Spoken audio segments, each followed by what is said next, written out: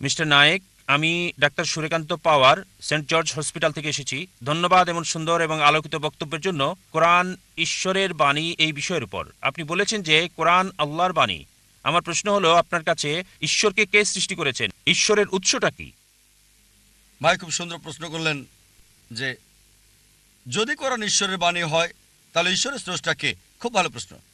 যদি আপনাকে জিজ্ঞেস করি যে আপনার বন্ধু জন একটা সন্তান জন্ম দিয়েছে, আপনি কি বলতে পারবেন সন্তানটা ছেলে না মেয়ে?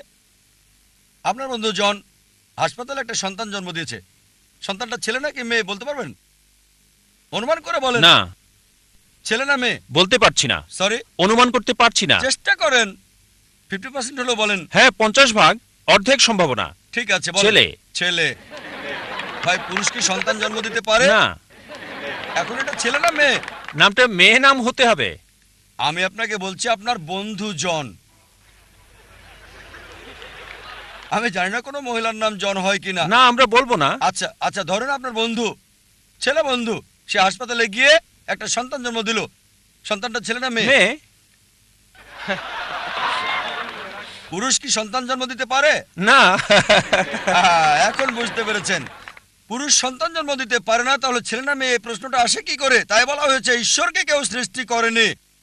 আপনার প্রশ্ন কে ঈশ্বরকে সৃষ্টি করেছে, আমার প্রশ্নের মতো যে পুরুষটার সন্তান জন্ম দিয়েছে হাসপাতালে সেটা ছেলে নাকি মেয়ে, প্রশ্নটাই অযৌক্তিক।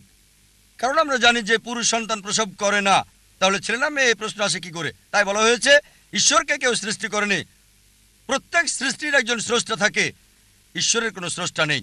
তাই নাস্তিকের সাথে তর্কের সময় কখনোই বলি না যে সবকিছুরই স্রষ্টা আছে।